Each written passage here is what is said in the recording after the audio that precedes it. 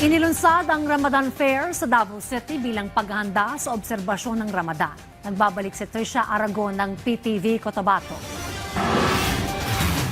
Hudyat na ng pagsisimula ng paghahanda para sa banal na Ramadan sa Davao City ang paglunsad ng Ramadan Fair 2026 Baraka Night and Bazaar.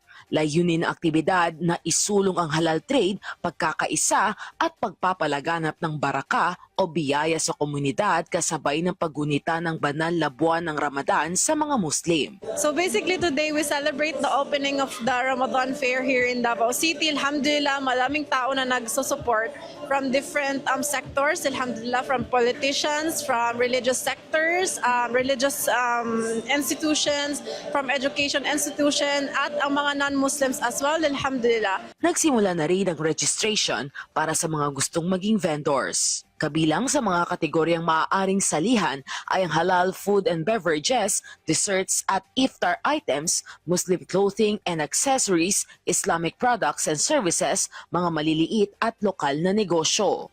Bukas din ito sa mga non-Muslim na nais magbukas ng Muslim-friendly businesses sa nasabing bazaar. Mayroon din itong musala o prayer area para sa mga Muslim. Ipinaliwanag ni Ustad Isa Javier, isa sa mga miyembro ng mga organisasyon ng mga Muslim sa Davao City at motivational speaker sa relihiyong Islam, ang kahalagahan ng Ramadan. Buwan ng Ramadan po, ito po ay buwan na napakahalaga sa mga Muslim. Dito po kami nag-aayuno at nagsasagawa ng mga pagdaragdag na pagdarasal nang sa gayon para makamit natin yung kaluguran ni Allah subhanahu wa ta'ala. Habang pumapasyal naman ang mga bisita at turista ay mayroon ding mga programa tulad ng Ramadan Symposium at Reading Quran. Nagkaroon po kami ng ribbon cutting ng Ramadan Fair 2026. This is the first in Davao City.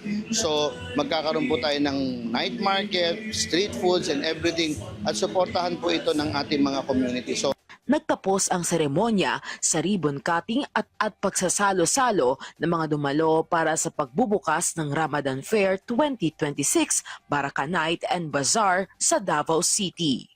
Trisha Aragon para sa Pambansang TV sa Bagong Pilipinas.